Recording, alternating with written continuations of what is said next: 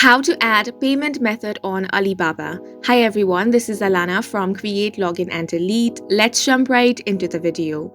First, you want to open up any web browser you want and head over to alibaba.com. Then make sure to log into your account. Now you want to head over to this profile icon and from here select orders. That is going to take you to another page, and from here you want to select transactions. Then from here click on bank/card accounts.